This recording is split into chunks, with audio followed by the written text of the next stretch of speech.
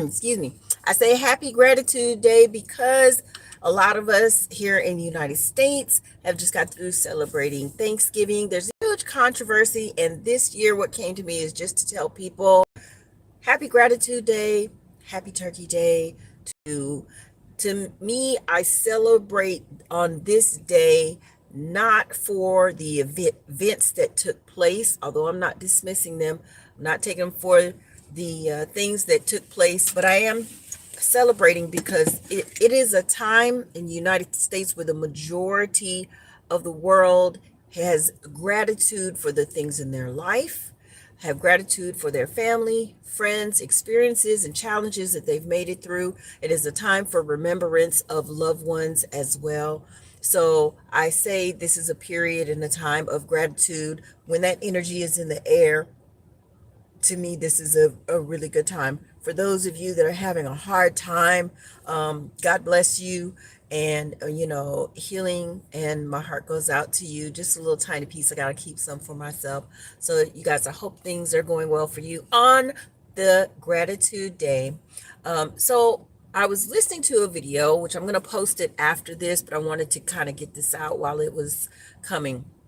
I was listening to video based off of weight loss and spirituality. And only a few minutes in, I received a download that I should talk about family, right? And considering the time of year, a lot of us are dealing with family and a lot of situations going on and things going on with family. Let me put this on here. Going on with family. And so I wanted to talk about it just briefly.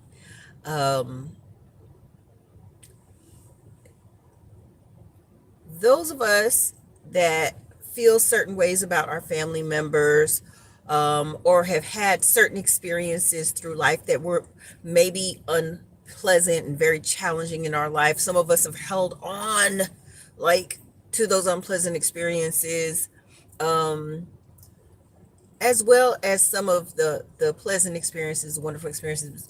But I want to address some of the negative experiences that we've had with, and I want to say, parents. Okay.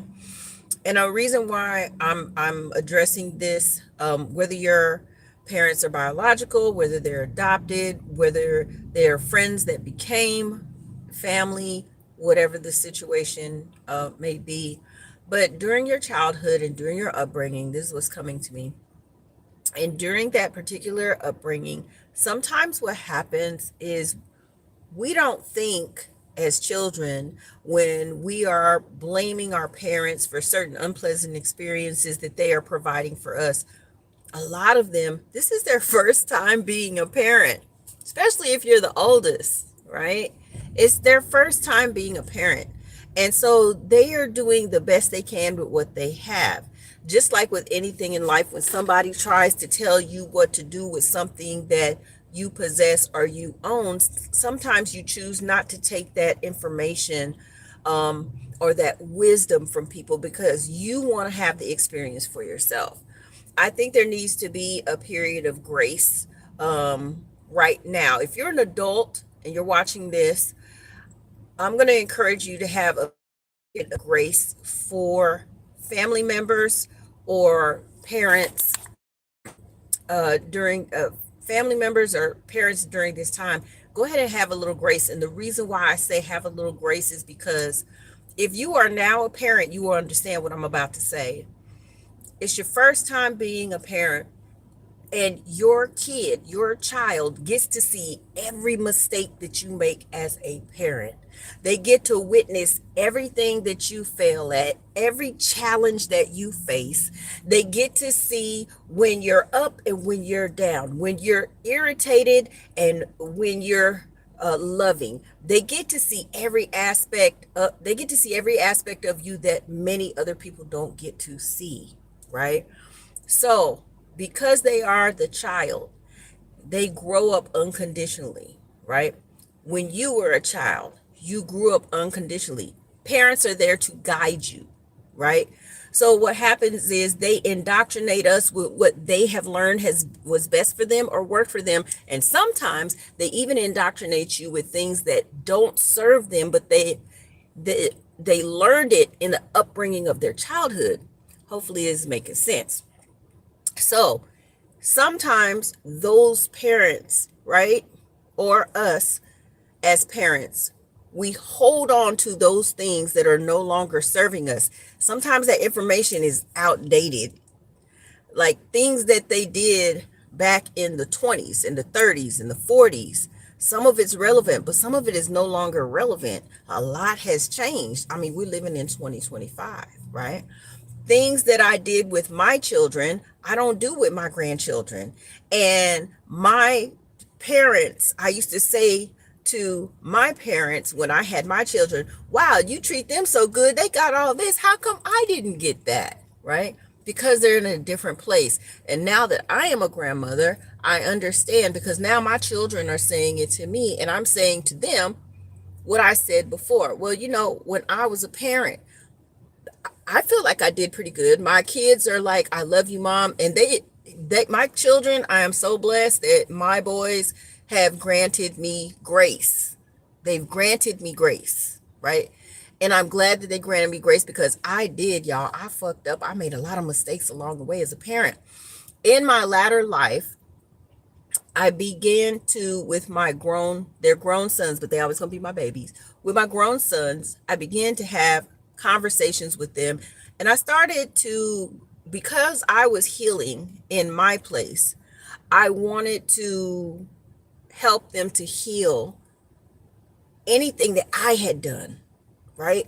I wanted to take responsibility for what I had done, unpleasant experiences that I have given my sons.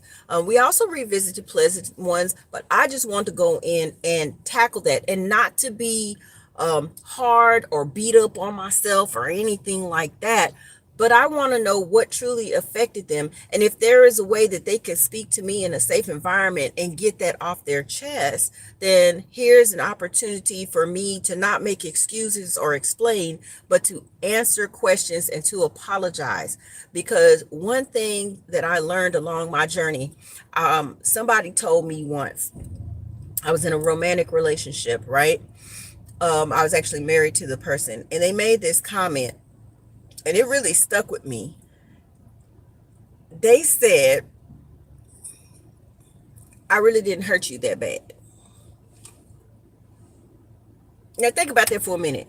If somebody hurts you and they come back to you and say, I really didn't hurt you that bad, who gets to discern that level of pain?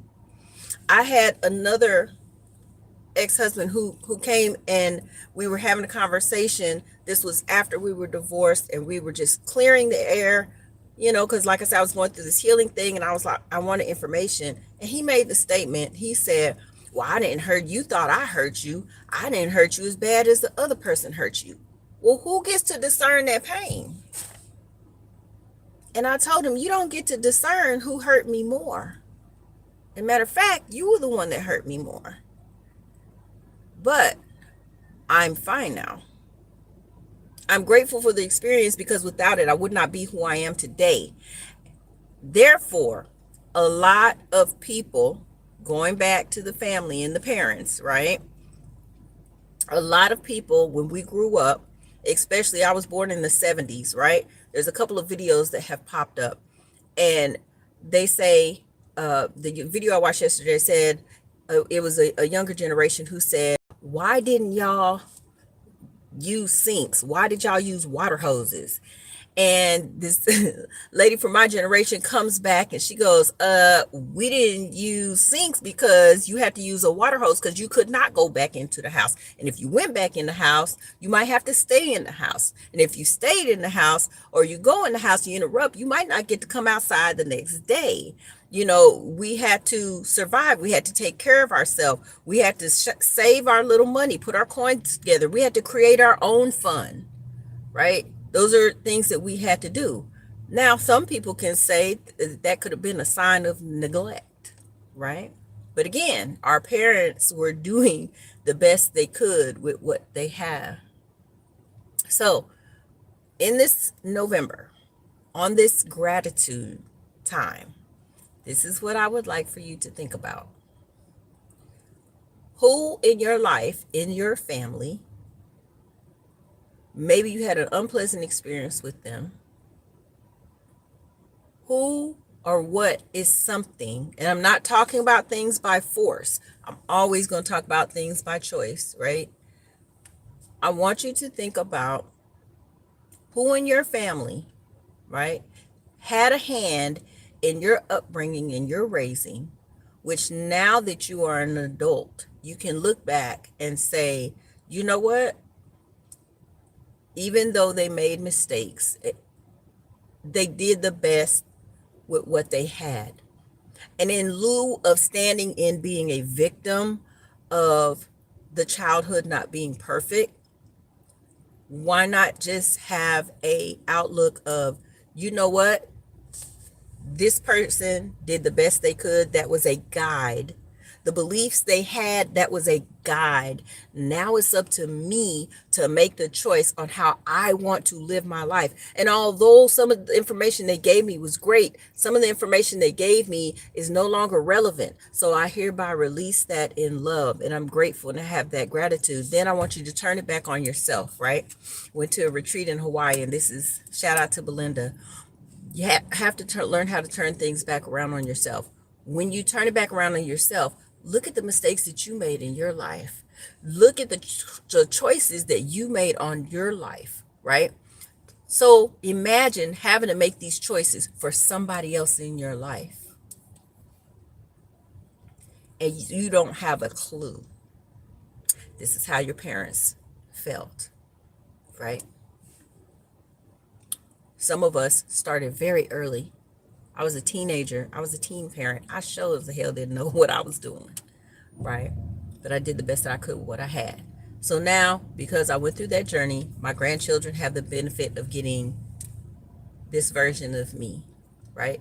My children that are grown still have the opportunity to get this version of me.